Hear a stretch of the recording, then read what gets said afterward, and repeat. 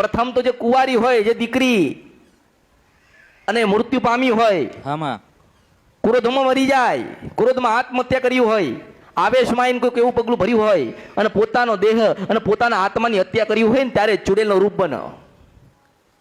ચુડેલને તમે જોઈ ના શકો, એની રચના એવી, કારણ કે જોગણીનો વાસ ખરો ને એની પાસે. હામાં જેટલી જોગણી માતા હાકા પાયે હોય, જોગણી જેમ ઉડતા ચકલા પાડે એવી રીતે ચુડેલ પાડે, કારણ કે એની પાસે મૂળ જોગણી ને. હામાં અરે ચુડેલ કદાચ ભલભલી માતા હોય અને માનતી ના હોય તો ચુડેલ એવું કે માની જાય એટલે માની જવું પડે, કારણ કે જોગણી ખરી ને એની પાસે. હામાં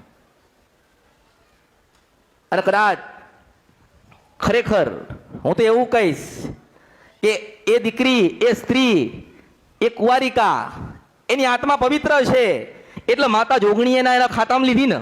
હામાં એના આત્મા કો, એના કરતા તમે માં કહો તો સારું કહેવાય. એક ચુડેલ એટલે મનમાં અને હૃદયમાં જે વેમ છે અને ડર પહેહાડી દીધો, ડર બેસી ગયો કે ચુડેલ છે એટલે અમને દુઃખ દેનારી છે, ચુડેલનું નામ ના લેવાય, ચુડેલના દર્શન ના થાય, અને ચુડેલ તો આપણા ઘરે આવે અને ચુડેલને પૂજાય નહીં. પણ આ માન્યતા તમારી ખોટી છે. જેને જેને જોગણી પૂજી એને ચુડેલ પૂજી બરાબર છો માતા છો. જય હો માં.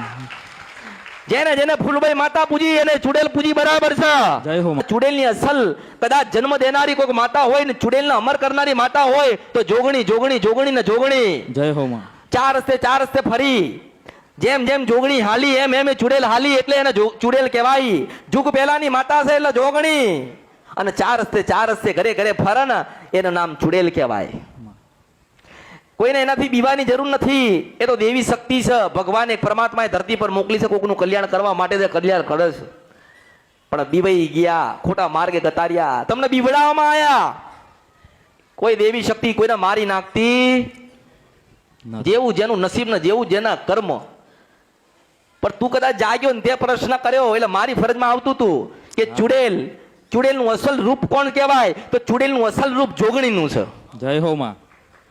ભલે કોઈ લખ્યું હોય ના લખ્યું હોય, કોઈ બતાવ્યું હોય ના બતાવ્યું હોય, પણ ચુડેલનું અસલ રૂપ જોગણી જોગણી ને જોગણી જોગણી છે. માં કારણ કે જેટલી જોગણી બલવાન, જે જોગણી કરી શકે ને ચુડેલ કરે ને. એટલે ચુડેલની ઉત્પત્તિ અને ચુડેલને જન્મ દેનારી માતા અને ચુડેલને અમર કરનારું કોઈ હોય અને ચુડેલને જગતમાં પૂજાવા માટેનો સાથ દેતી હોય અને ચુડેલ કદાચ ધારે એ કામ કરતી હોય તો એની પાછળ મોટો ભાગ છે જોગણીનો. જોગણીઓ.